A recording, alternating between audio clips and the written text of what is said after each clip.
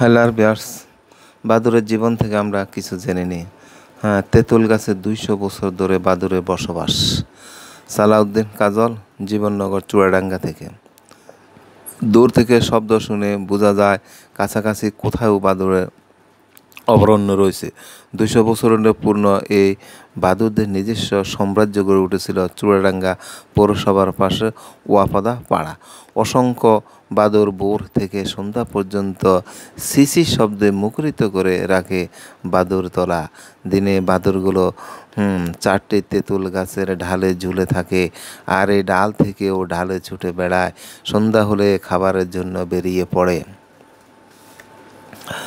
চুয়াডাঙ্গা পৌরসভার পাশে ওয়াপাদা পাড়া রয়েছে বাদুড়তলা নামক স্থান। ইবাদত আলী জোয়ারদার নামে এক ব্যক্তি প্রায় 200 বছর আগে এখানে সপরিবারে বসবাস করতেন।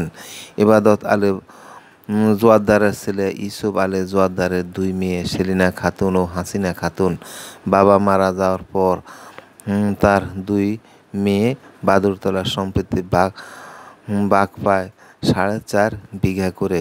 সেলিনা খাতুন সন্তানদেরকে নিয়ে স্থায়ী চুয়াডাঙ্গা। আমরা দেখতেছি এই যে বাদুড়ের অরণ্যলয়। আল্লাহ হাফেজ। বাদুড়গুলো সুস্থ থাকুক এবং এই বাদুড় যতদিন বাদুড় থাকবে ততদিন গাছটা বেঁচে থাকুক, এই আশা ব্যর্থ করে এখানে শেষ করছি। আল্লাহ হাফেজ।